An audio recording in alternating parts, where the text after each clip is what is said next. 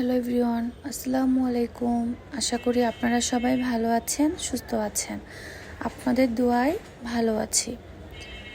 বৃষ্টি নামার কারণে আমরা বের হয়েছি, একটু দেরি করেই গিয়েছিলাম আড়ংয়ে।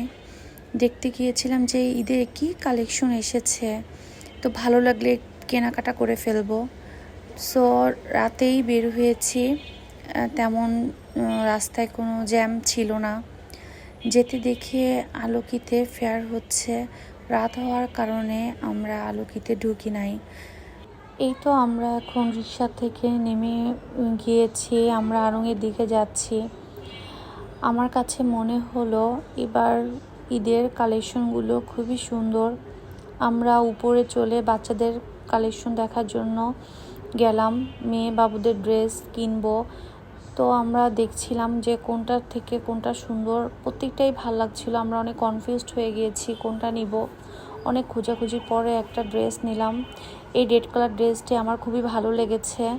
এই ড্রেসটির দামও খুব কম ছিল, 3000 টাকার মতো। আর ওয়ান পিস কুর্তিগুলো একটা থেকে আরেকটা সুন্দর, আমার খুবই ভালো লাগে ওয়ান পিস কুর্তি। প্রতিটা কালেকশনই খুব সুন্দর, সিম্পল মধ্যে অনেক সুন্দর করেছে এবারের ডিজাইনগুলো।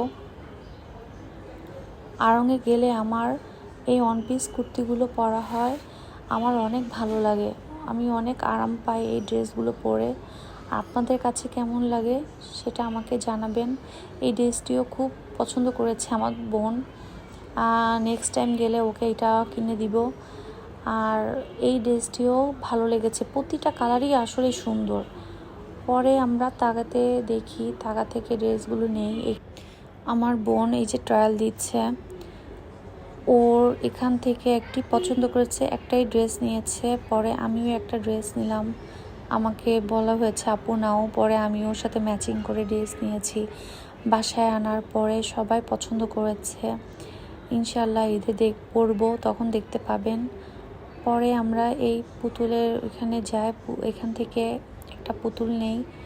পরে ছোট বাবুর জন্য যে আমরা ড্রেস নিয়েছি, ওর সাথে ম্যাচিং করে একটা জুতো নেই। জুতোর এখানে গেলে পুরো আমি কনফিউজড হয়ে যায়। আমার কাছে ছোট বাবুদের জুতো এত ভালো লাগে।